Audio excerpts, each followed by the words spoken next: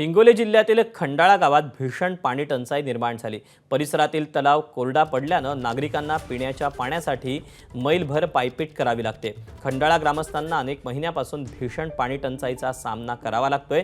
गावाजवळ वडद तलावानं तळ गाठला, त्यामुळे परिसरातील विहिरी आणि बोर सुद्धा पूर्णपणे कोरडे ठाक पडले। तशातच जलजीवन मिशन योजनेचं पाणी देखील मिळत नसल्यानं गावकऱ्यांना आता पाण्यासाठी भटकंती करावी लागते।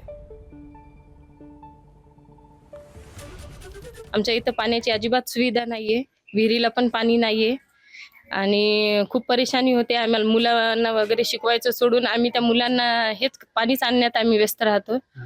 पाण्याची आमच्या इथं काहीच सुविधा नाहीये। जानेवारीपासून पाणी नाही, पियाचं देखील पाणी नाही आणि सांडावंबडीचं तर आम्ही 2-2, 3-3 दिवस आंघोळीच पेटत नाहीत आम्हाला पाणी करायला। आणि माग एक दिवस मंडळ अधिकारी आल्या होत्या, ठराव नेला त्यांनी 2 महिने झाले, तेव्हापासून त्या ठरावाची काही अंमलबजावणी झालेली नाही। जानेवारीपासून पाणी नाही आमच्या इथं, पियाची लई परेशानी पाण्याची, विहिरी सगळ्या कोरड्या आहेत।